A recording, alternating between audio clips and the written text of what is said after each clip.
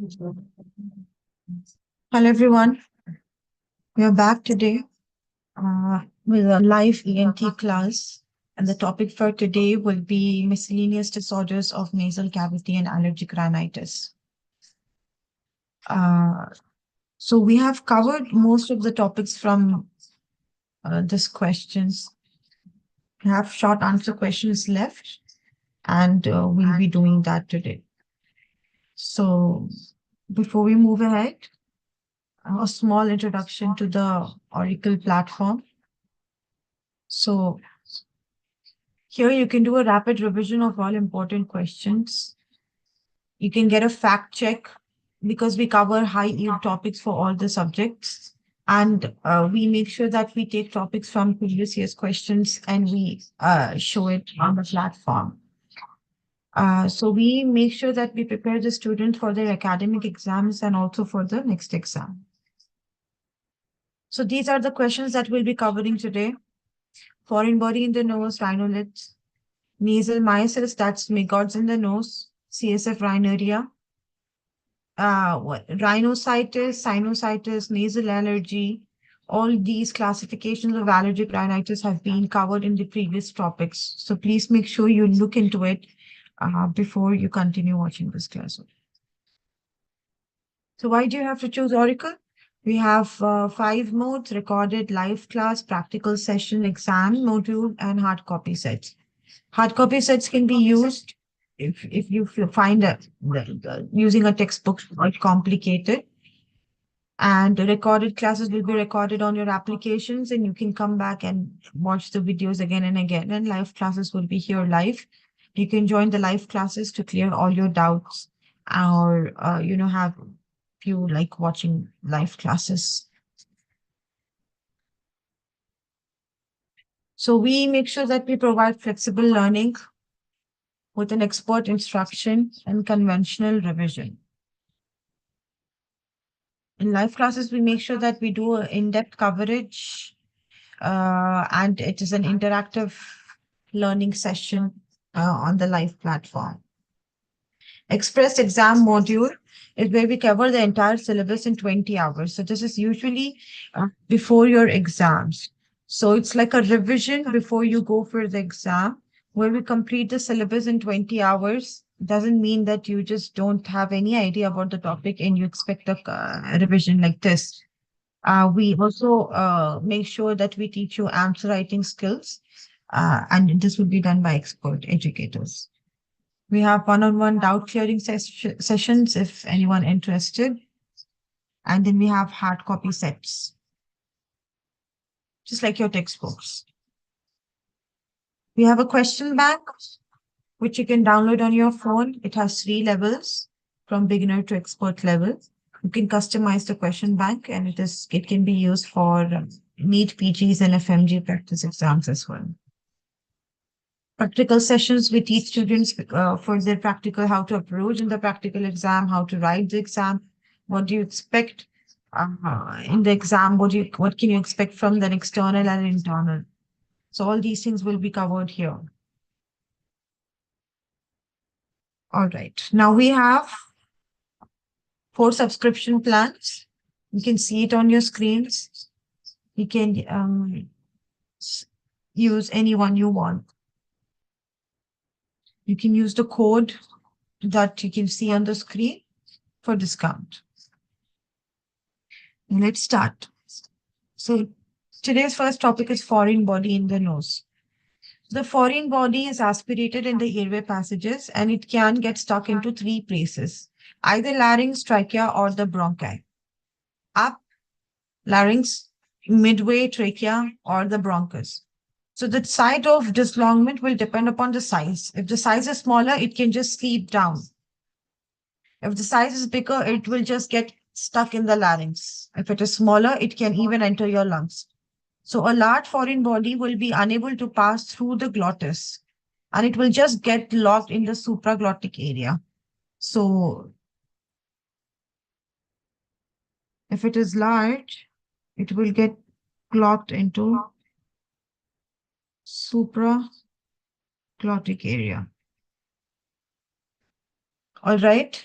Smaller ones, they can pass from the larynx into the trachea, into the bronchi, and can also enter the lung. Now, please make a note here that the foreign bodies are usually logged in the right side of the lung because it is the bronchus is more towards the right side and it is a little bit descended downwards and it is short in size. So right bronchus is short in size. So the foreign body usually gets locked in the right lung most of the times. What are the foreign bodies that you can see in the clinical practice, in the clinical setup or in the hospital or when you're doing internship or rotations? You will see children who eat batteries, who sniff batteries, who use pins, needles, fish bones are common. They can get stuck anywhere in the larynx or the tracheobronchial tree. Now, these patients have a clinical presentation very clear that they will be playing, all right, and then they come back with sudden respiratory problem or stridor. Okay, so this is a hint that it can be a foreign body lodged in the airway passages. All right, so etiology will be mostly seen in children. It will be sudden arrest of respiration. The child will come telling you that I cannot breathe. Now, some children might not even say that, they have foreign body stuck in their nose or their airway passages. We'll have to figure it out our way. So children are more commonly affected, and more than half of them are below 4 years of age. Okay, write it down here.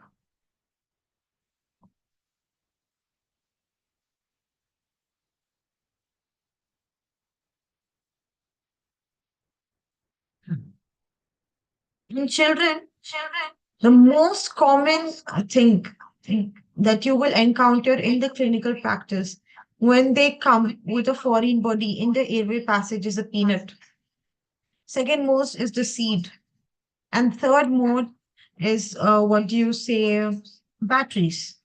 So peanuts, seeds, or batteries. That's what you see. Okay. And batteries are more like a non-vegetable matter, like safety pins, needles, batteries, and more like a vegetable matter will be seeds, peanuts, peas, and all, which is commonly that you will encounter. Now, in adults also, we'll have foreign body dislodgement. So in adults, it is usually due to aspiration. That is most commonly seen in patients who are in coma or stroke paralyzed. All right. So during coma or during sleep, what happens is that your esophagus might be paralyzed. So these patients will usually aspirate the lung contents, the stomach contents back into the lung. Now, this is other type of foreign body in the airway passage. One is that what you physically insert it, like children, right? But in adults, what happens is that if they are in coma or they are in a state of stroke, like, so what happens is that the abdominal content might enter into the lung. That is also considered as a foreign body aspiration. We call it as foreign body aspiration pneumonia. Also, alcoholic intoxication. So people who drink a lot, chronic alcoholics, they will also have foreign body in their lungs. So the foreign body in adult does not mean any physical foreign body like peas or peanuts. It can be, but very rare. But usually it's the abdominal content. Okay. So now coming to the nature of foreign bodies. There are two types of foreign bodies. We can write it. I'll just write it down.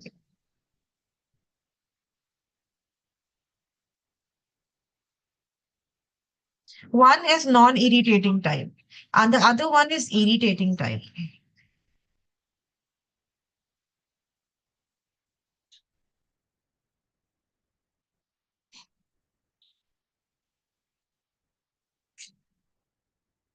So non-irritating type is plastic, is metallic foreign bodies like what you say batteries. Whereas irritating types are like peanuts, beans, seeds. They can cause some reaction and cause congestion and edema of the bronchial mucosa. That is known as vegetal bronchitis. Okay. So Erica nut is the most common foreign body that you will find in children in Rajasthan. because they consume a lot of pan there. So Erica nut is the most commonest foreign body in Rajasthan. This is just for information. All right. And pumpkin seeds in Greece. Children will come with pumpkin seeds in the nose in the Greece. Okay. And Erica nuts in Rajasthan. Peanuts in USA because they'll eat a lot of peanuts in USA. So much more. Okay. Now coming to the clinical feature type. So clinical features will be in three stages. So number one is initial period of choking. So as I told you, as soon as a child gets the foreign body in his nose, let's say, or in his throat, he comes with choking, gagging, and wheezing. So this lasts for a very short period of time.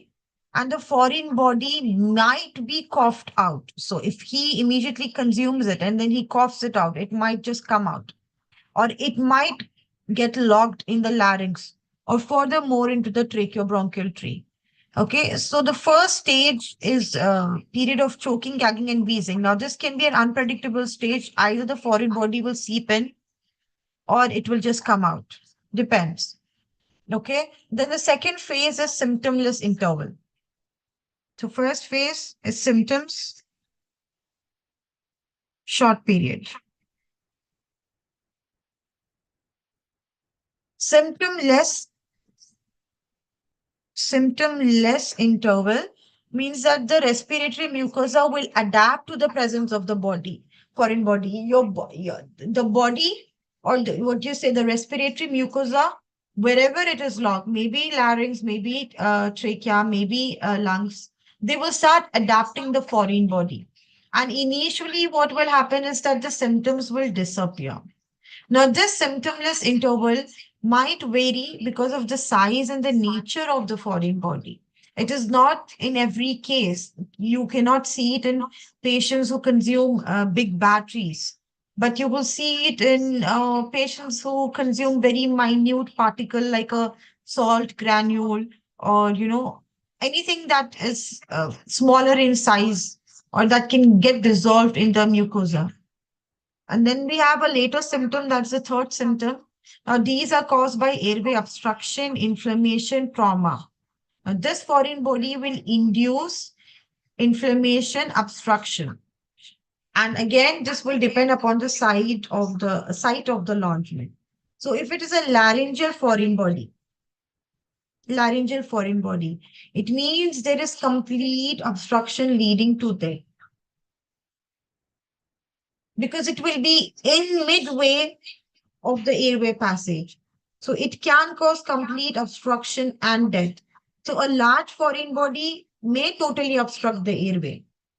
Okay. And a partially resuscitative measures can be taken urgently. But then if it is a large foreign body that has completely arrested the passage of the airway, then the patient will die. Okay. And if it is a partially obstructive foreign body, the patient might have pain in throat. He might have hoarseness of voice. He may have cough and aphonia or wheezing. In worst case scenario, he might develop hemoptysis. Okay. So complete obstruction or partial obstruction.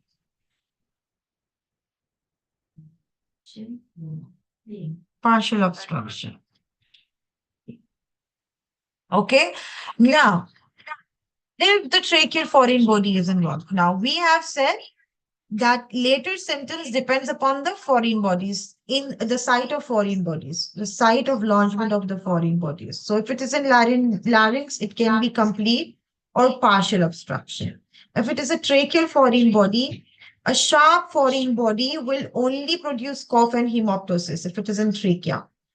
Okay. And if the foreign body is small, like a seed or a salt granule, and something like that, it will just move down the trachea and it will get stuck between the carina and the vocal cords. All right. So there are two things: partial obstruction and complete obstruction. If it is a complete obstruction, it will just obstruct. But if it is a loose foreign body like seed, it can move up and down in the trachea and it will get locked between the carina and the undersurface of the vocal cords. That can lead to wheeze. Okay. The third foreign body is the bronchial foreign body. So most of the foreign bodies enter into the right bronchus. This is the initial thing that I have told you, and this is every doctor should know it. The foreign bodies will enter into the right bronchus because the right bronchus is mostly wider and shorter. It is short and wide. So as soon as the foreign body enters inside, it will just find its way. There's nothing to stop it. Okay, and it can totally obstruct the lobar or the segmental bronchus. Now, here you should know anatomy thoroughly, but I'll just show you. Right lung divided into three, right? So let's say it enters here. So this is the lobar segment, right? So it gets obstructed there. The foreign body will obstruct a lobar or the segmental bronchus, and it may cause atelectasis, or it can cause emphysema of the lung. Okay. Oh, yeah, it's mentioned here. Emphysema, acute respiratory distress, and atelectasis.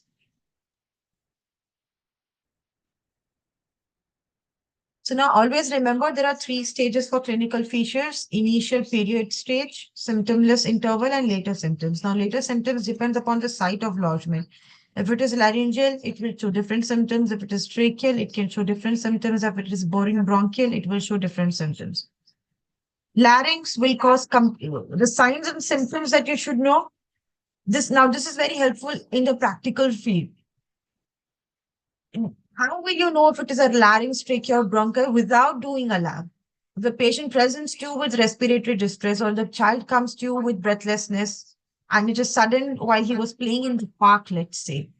If it is stuck in the larynx, you will get a hint that, of course, it leads to death if it is a complete obstruction. But if it is a partial obstruction, he will have stridor, hoarseness of voice, cough, and respiratory difficulty because it's in the larynx. But if the trachea is involved, again, it will cause choking, stridor, wheezing. But then there is another thing that you should know is an audible slap sound. Okay, now this audible slap sound is because the seed moves up and down the trachea between the carina and the undersurface of the vocal cords. Okay, so it will cause an audible slap sound. So laryngeal body, tracheal body, audible slap sound. All right. And if the bronchia comes in, what will happen is that there will be lung collapse, there will be emphysema, there will be pneumonitis. It can also cause lung abscess. Just keep those symptoms in mind. If you see the diagram here,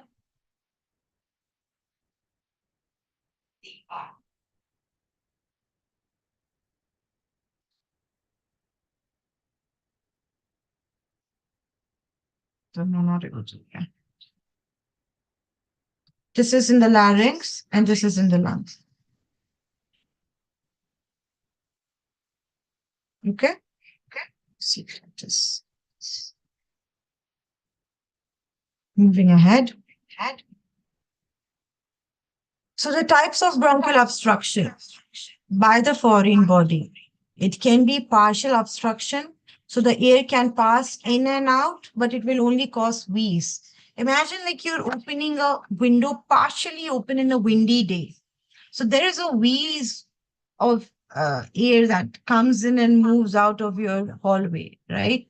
So the same way, if it is a partial obstruction, what will happen is that the air can pass in and out and will cause only wheeze. But if it is a one-way obstruction, air can go in during respiration. So when you breathe in, let's think that you have an obstruction here. This one. You have an obstruction and you breathe in air. So the air is entering in the lung, but it does not have the two-way to go out. Now, this condition will lead to emphysema of the lungs.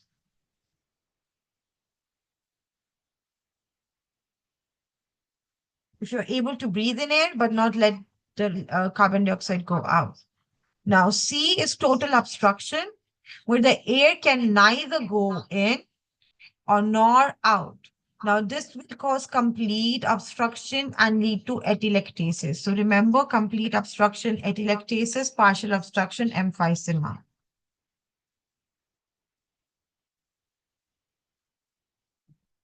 What is atelectasis? Atelectasis, it is damage of the alveoli because the air is trapped inside the lungs, and lungs are filled with alveoli.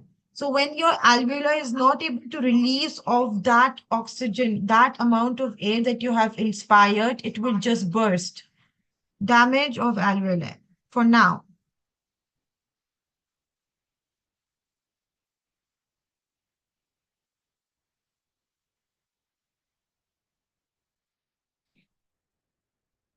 all right. And the picture C D that you see is one-way obstruction. It is the reverse of B. In B, what you see is that the air comes in but not able to go out. In other way around, the air goes out, but these patients will not be able to take in. So these are known as pink puffers. Dark pink shows normal size of the lung. The lung size will be normal, while the lighter pink indicates the effect of obstruction. So there is obstruction in the partial part of the lung. Okay. So these are four types of bronchial obstruction that you should present in the exam with the diagrams. Important.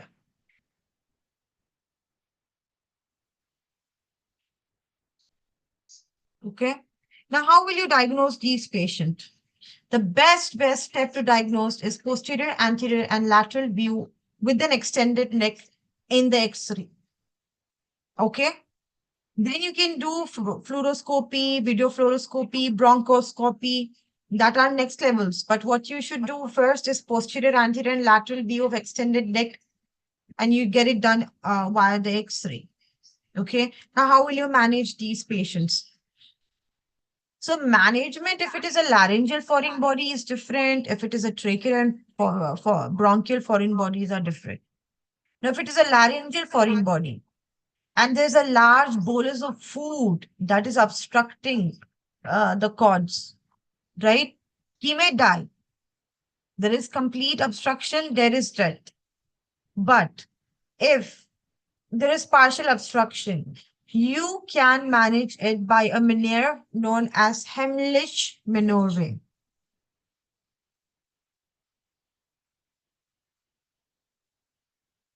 This is that maneuver that you do to remove the obstructed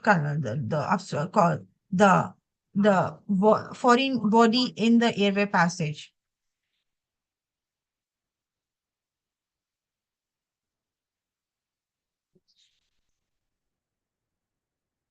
Hemorrhage maneuver.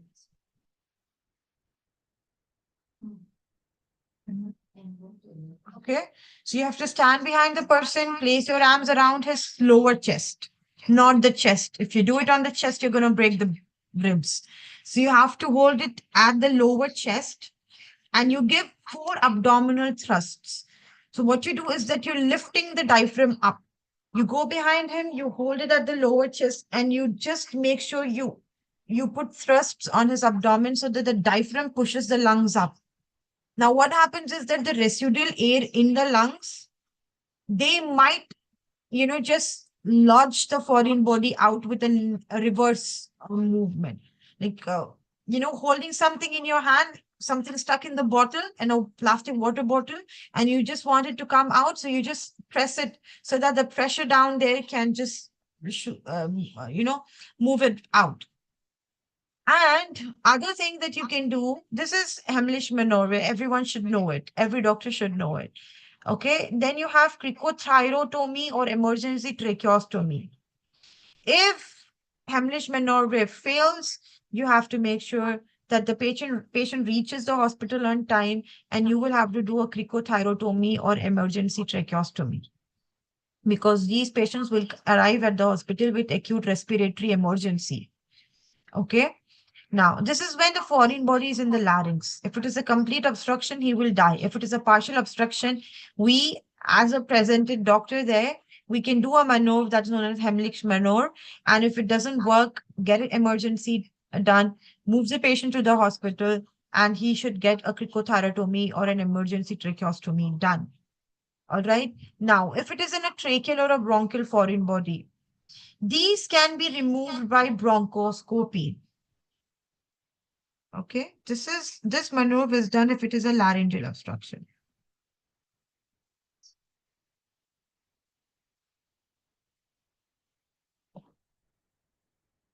Now, if it is a tracheal or a bronchial obstruction,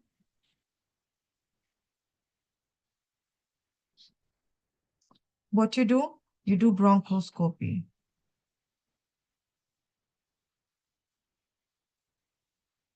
Why this is coming like this?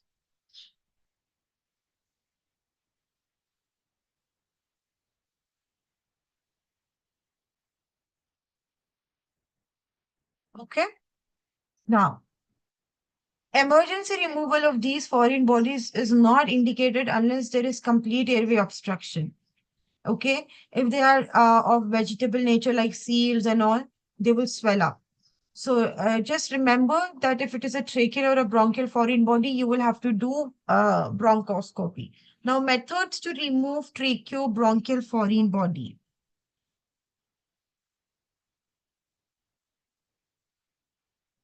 Tracheobronchial foreign body.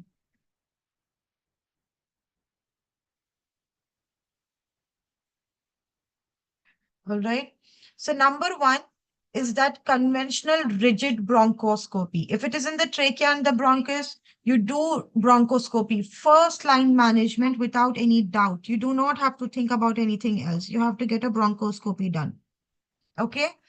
And then the other way is rigid bronchoscopy with a telescopic aid. It's just like that, but it is a rigid bronchoscopy. Or you can do bronchoscopy with a C-arm fluoroscopy. Or you can use a Dormia basket or a balloon known as Fogarty balloon. If the object is round, you use those balloons and baskets to hold that object and remove it out. Dormia basket or a Fogarty balloon. Now, tracheostomy first and then bronchoscopy. Remember it. At a first tracheostomy and then bronchoscopy. You have to first go into the trachea and then into the bronchus, of course. Now, if you have to get a thoracotomy, so thoracotomy and bronchotomy, if the foreign body is peripheral. Peripheral means it is at the edge of the bronchia or edge of the trachea, not in between, right? So you can get a thoracotomy and a bronchotomy. This is tracheostomy first, followed by bronchoscopy. Now, flexible fiber optic bronchoscopy is selected in adult patients. I want to tell you something here that you can do a bronchoscopy, rigid bronchoscopy, if it is a pediatric patient, and you can do a flexible fiber optic bronchoscopy if it is an adult patient. Okay? You will need a bronchoscope, you will need a telescope, you can need an optical forceps, and you will need a two large laryngoscopes. And of course, you will need a foreign body forceps, a basket, a catheter, and a syringe to inflate it. Now, these equipments are important for your practical point of view because the external might ask you what are the instruments or what are the things that you need for foreign body removal. So you should know that we need a bronchoscope, we need a telescope, we need an optical forceps. Instead of that, laryngoscopes or a foreign body, a forceps, dorma basket, catheter, and a syringe to inflate the catheter. Okay. Now, moving ahead to the next topic. I hope that topic is clear and very well understood. Now, moving to the next topic, we have rhinolith.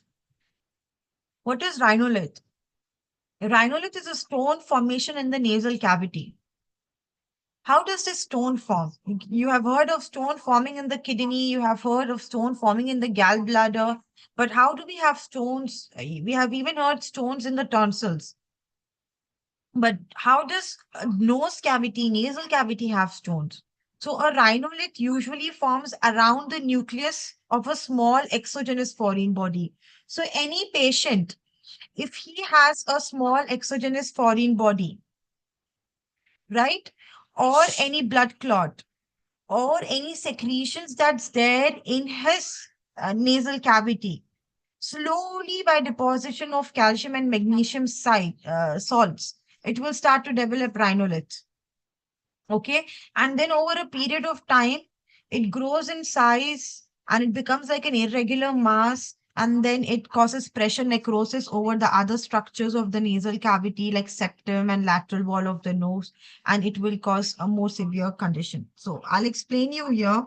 Let's say this child had a blood clot here, all right, a hematoma, small exogenous foreign body. And then there is slowly a deposition of calcium and magnesium salts around it. Okay, and it became an irregular mass. Now, this mass has stopped circulation. It is compressing the blood vessels and it is stopping the supply of blood to the septum of the nose and lateral wall of the nose. This will start to cause necrosis because there is no blood supply to that particular cells. Okay, so that is rhinolith. It is a stone formation in the nasal cavity.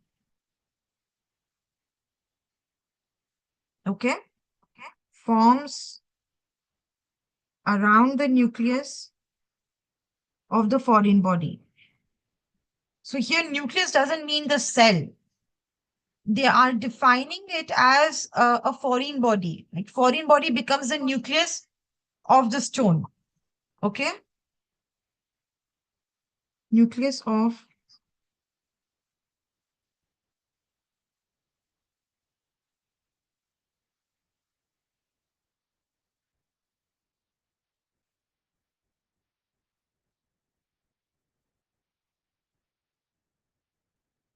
small foreign body.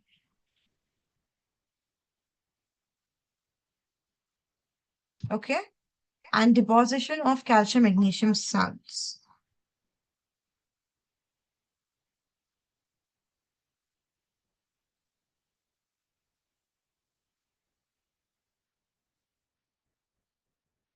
Not magnesium sulfate, just magnesium. Okay? Now, what are the etiologies? See, granulate usually forms around the nucleus of the small exogenous foreign body, especially like blood clots or insufficient secretions, and it causes a slow deposition of calcium and magnesium. Okay. Clinical features. What will be the clinical features? Nasal obstruction, blood strain, foul smell, discharge, because there is necrosis, everything is rotting inside the nose. So they will have nasal discharge, right? They will have epistaxis, bleeding because it is obstructing the what do you say, the blood vessels, neuralgic pain, nerve pain. These patients will see, they will see ulceration around. And if you do a nasal examination, you will see a grain brown or a greenish black mass. Okay, just like how we have it here in the picture. Okay, gray or green means necrosis, something that's rotting in your body. And it becomes a stony hard feel. You just feel it like a stone and it will start affecting the septum and the turbinates. Okay, and if you manipulate it, it might bleed also. Okay, how do you treat these patients? So you will have to remove these foreign bodies under GA, that is under general anesthesia, and most of them can be removed anteriorly. But if the stone is large, rhinolith stones are large, and you just cannot move anteriorly and remove it, you will have to break down it into pieces before removing the whole stone. Okay. So some can be particularly hard and irregular. And for these cases, you will have to enter the nose laterally. You have only two options, either anteriorly or laterally. If it is small, you can enter anteriorly. But if it is large, you will have to enter laterally. Just remember how you remove the stones. Remove through anterior nares, or if it is large one, you will have a lateral rhinotomy. These words are important to mention in the exam if they ask you treatment of rhinolith for 2 marks. Now, what are maggots in nose? Maggots in nose are also known as nasal myiasis.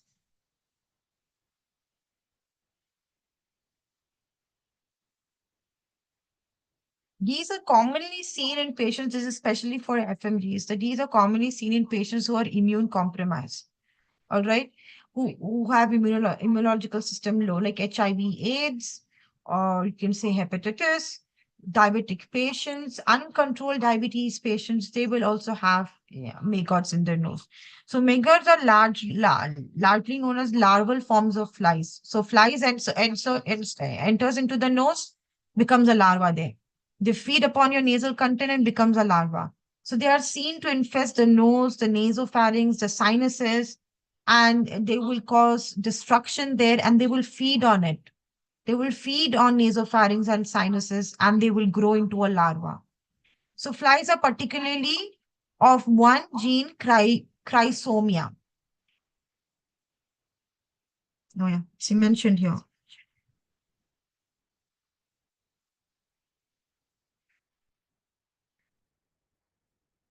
Chrysomia. Okay. Now these are usually attracted by foul smelling discharge. If someone is having atrophic rhinitis or syphilis or leprosy or infected wounds.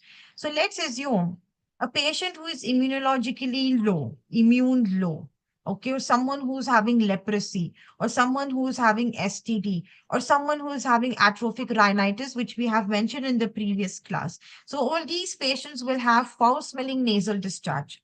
So these are flies in the air that will enter into your nose because of the smell of that nasal discharge. They will enter inside the nose and they will start laying eggs and they will turn into larvae. Now they lay eggs about 200 at a time, just within 24 hours. And after, so they have the cycle every day. So they lay 200 eggs per day, 24 hours, and within 24 hours, the eggs hatch. And then the next day, next set of eggs are laid, and then within 24 hours, they hatch. So it's like, complete destruction within your nasopharynx and your paranasal sinuses and your nose. And in India, these are most commonly seen in the rainy season from August to October. All right.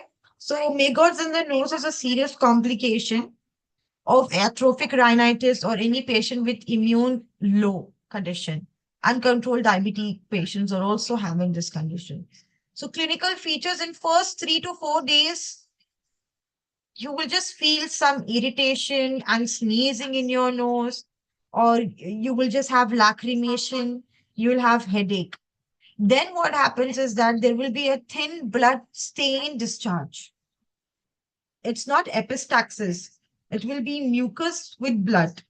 Okay. And then eventually, when they start entering the sinuses, the eyelids of the patient and the lips of the patients, they become puffy because now the inflammation has set in. Until this time, what will happen is that the patient will not be aware of the maggots. He will think he's just having allergy. He's just having seasonal flu. He's just having, something related to August, October month in India. Okay, so he may present simply as a case of epistaxis. If he sees blood, he'll say, "There's nose coming out of there's blood coming out of my nose," and you think it's epistaxis. You might give him nasal packing or advise him to, pinch the tip of his nose. Even you will not realize it. It is only on the third or the fourth day that what will happen is that the maggots will start crawling out of the nose. You will literally see maggots coming out of the nose. And these patients, if you go close to them, they will smell. That is because of the infestation of the maggots in the nasopharyngeal mucosa. So their breath will be so smelly because of the pus that has formed inside. So maggots will cause extensive destruction to the nose, to the sinuses, to the soft tissue, face, palates, eyelids, lacrimal ducts, eyeballs, everything. And the patient might even die if they enter into the brain. They might even create a fistula from the palate or from the cavernous sinuses, and they might enter into the brain. And these patients might die out of meningitis. Okay. How will you treat the patients who are presenting with maggots? So you can only do something that is physical, that you will remove all the visible maggots. You will just hand pick it with the forceps. Okay. And it is very difficult to do that because the maggots will retreat in the darker cavities. They will even enter into the ears from the tympanic membrane and all. Okay, so they will retreat it in the darker cavities, and it becomes very difficult for a doctor to remove it because when you put light on them, they will just hide. When you move the light, they'll come forward. But when you put light on them, they will just hide in the darker cavities. They can go deeper and deeper. So even if you're trying to remove them, putting light on them is just going to push them deeper inside the cavities. Okay? So you will have to use a nasal dodge with warm water saline to remove the slogs and crust and the dead maggots because they have lifespan 24, I think 24, 48 days. I don't remember. So the patients with maggots should be isolated with a mosquito net. Okay. This is because you will have to make sure that you avoid the contact with flies because this flies will enter and they will start a new cycle again. Okay, so these patients are kept in the mosquito nets, and all the patients should be given instruction of complete nasal hygiene before leaving the hospital. Mostly the patients will die. Okay. If it is that severe, the patients will die. If it enters into the brain, they will die. So it is usually seen in those patients who are immune compromised. All right. Now, the symptoms here you can see is irritation, sneezing, lacrimation, and headache. Eyelids and lips becomes puffy. Third or fourth day, the maggots will crawl out of the nose, and these patients might have foul smell surrounding them. Treat all the visible maggots should be handpicked with forceps. Many of them will enter into the darker cavity, so you'll have to use chloroform water and oil that can kill them. All right, you can use a nasal dodge with warm saline. You have to make sure that you isolate the patient in the mosquito net, and all the patients should receive instruction of nasal hygiene. I hope everything is clear on this topic. Now let's move to the next topic. That is CSF rhinorrhea. So CSF rhinorrhea means cerebrospinal fluid leakage into the nose. Okay, so it might be a clear fluid or it can be presenting as fluid with blood, usually seen after accidents and head injuries. So base of the skull, if it gets damaged, there are high chances that these patients will have CSF rhinorrhea, mostly seen post-traumatic conditions like road accidents and all.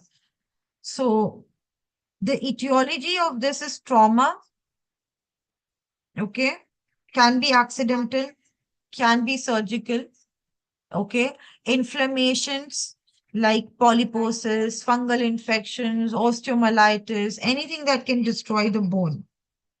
Okay, inflammations, osteomyelitis, fungal infections of the sinuses, anything that will erode the bone and the dura. Cancers that can be either benign or malignant at the base of the skull, everything at the base of the skull. Okay, congenital lesions like meningocele, meningocephaloceles, gliomas, all at the skull base. So the base of the skull is a main point. If it gets damaged, there are high chances that the patient might have CSF rhinorrhea. Okay, so what do you know physiologically about the CSF? Cerebrospinal fluid is a covering around the brain and the spinal cord, and it will act like a buffer against sudden jerks, right? If you have a sudden jerk, it will just act like a buffer because it is fluid. It's like a fluid around the brain and the spinal cord. And these are secreted by the choroid plexus in the lateral and the fourth ventricle. So if this is your brain, I'm just roughly drawing it. And these are the ventricles of the brain. So here we have something called choroid plexus. So these choroid plexus will, secrete a cerebrospinal fluid, and then we have a whole cycle of cerebrospinal fluid. It is absorbed in the dural venous sinuses by arachnoid villi, and these villi will move ahead into the move the cerebrospinal fluid to the subarachnoid space, and from subarachnoid space, it will get absorbed into the blood and whatnot. Okay. So etiology, trauma, inflammation, cancers, congenital lesions, or sometimes we just don't know, it just happens. Okay, it's just a spontaneous leakage. Now, here is the sites of leakage. One is frontal sinus, right? You can see it. A is frontal sinus. B is ethmoid sinus. C is sphenoid sinus. D is eustachian tube. Okay.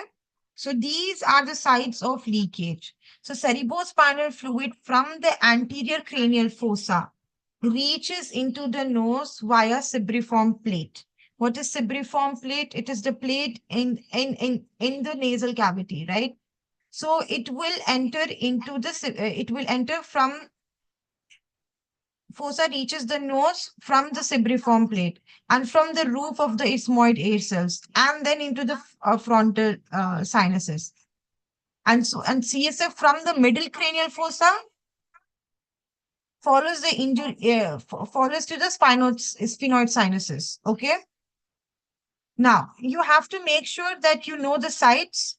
A is frontal sinus, B is ethmoid sinus, C is sphenoid sinus, and D is eustachian tube.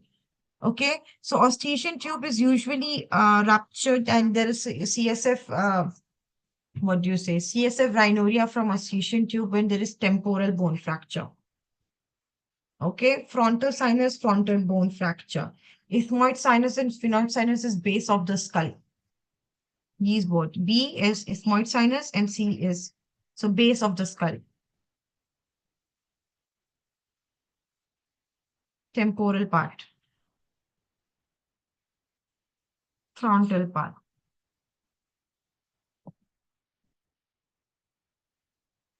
Okay, so this is how you will see CSF fluid and rhinia. You can see fluid coming out. Sometimes can be blood if it is due to trauma, road traffic accidents. You'll have to get a high resolution CT scan done. And if necessary, you can also do a brain MRI. Okay. So what is the difference between CSF fluid and nasal secretions? CSF fluid is usually post-surgical or post-head injury or some tumor. Nasal secretion is post-fever, viral fever, nasal stuffness, itching, lacrimation. You will just know clearly. Okay.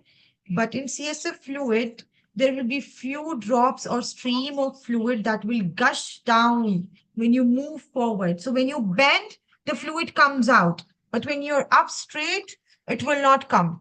And when you sniff it back, it won't be able to sniff back because it is coming from the brain. Okay. But when it is nasal secretion, even if you bend forward or you lay back or you whatever movements you do, it just comes there. It is there. It's not affected. It's not positional.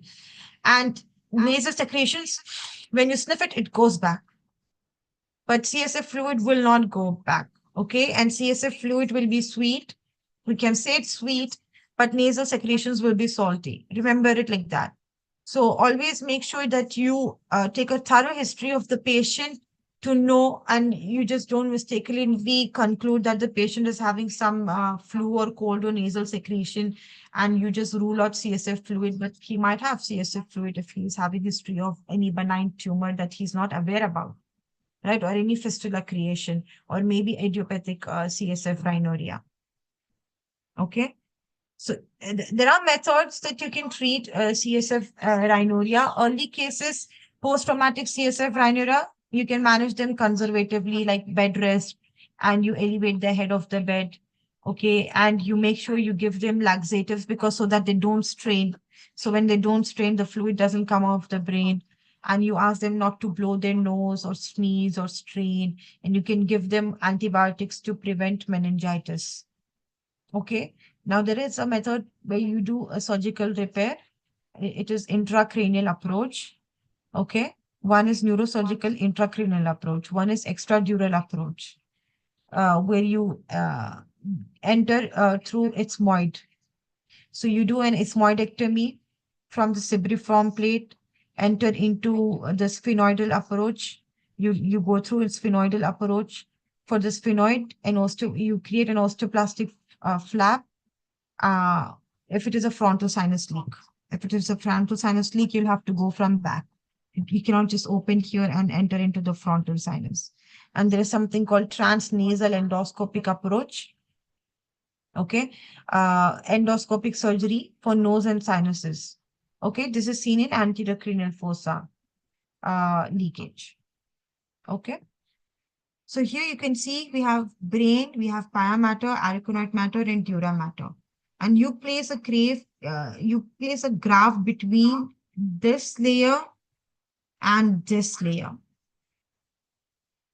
so that you just close the graph. You just close the leak.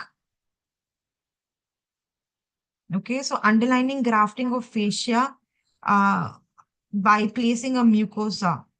This is known as pediculated flap. You create a pediculated flap and you enter it. So you have cibriform plate, then roof of isthmoid, frontal sinus leak, and then sphenoid sinuses.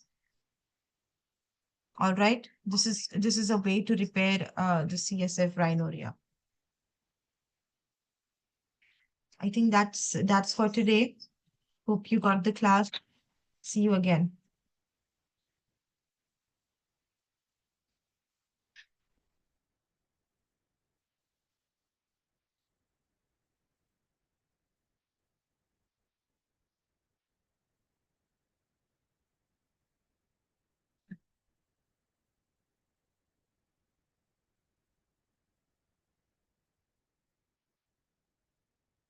Just remember that if there is CSF leak from the frontal sinus, you will require an osteoplastic flap. That's for practicals.